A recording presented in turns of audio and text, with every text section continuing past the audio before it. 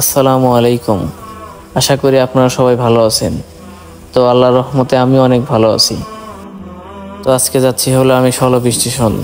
তো সলব যাওয়ার মূল কারণ হলো আমাদের গ্রামের সাথে অন্য একটা গ্রামের ফুটবল ম্যাচ রয়েছে।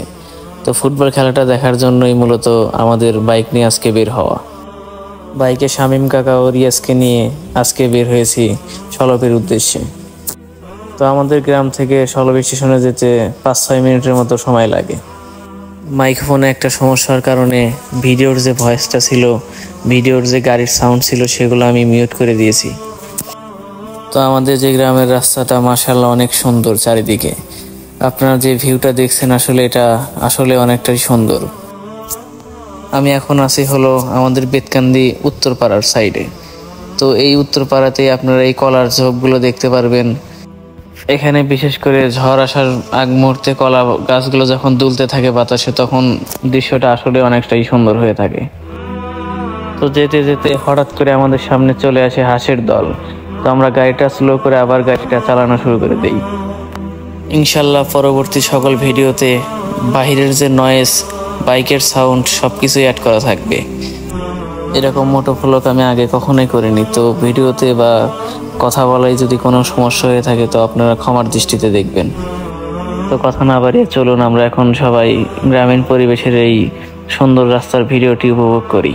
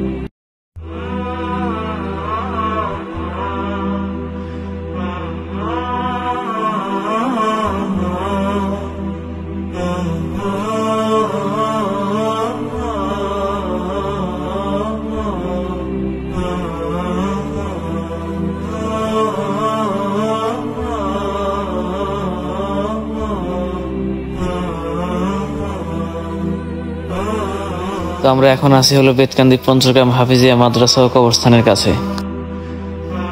এই কবরস্থানে 5টি গ্রামের মানুষকে মারা গেলে দাফন করা হয় এখানে। এই কবরস্থানে 5টি গ্রামের মানুষকে একসাথে দাফন করা হয় এখানে।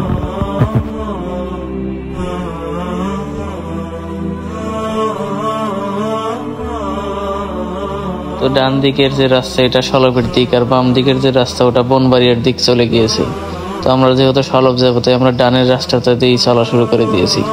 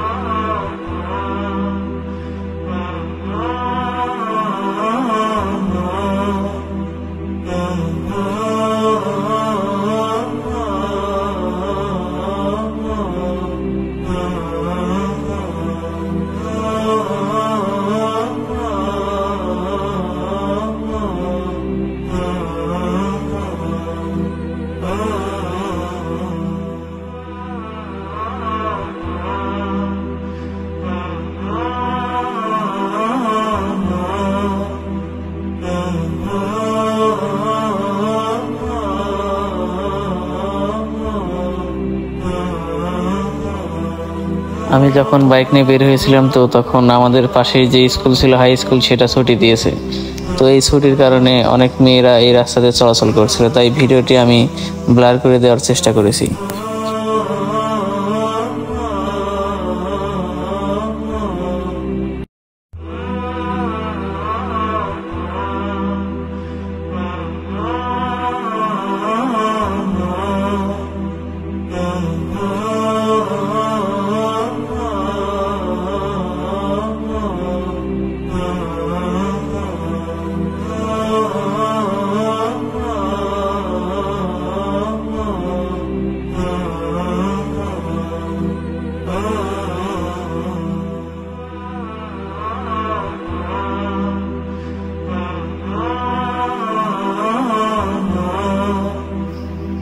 তো আমরা এখন আসছি হলো আমাদের যে সলপের যে হাট আছে সেই হাটে।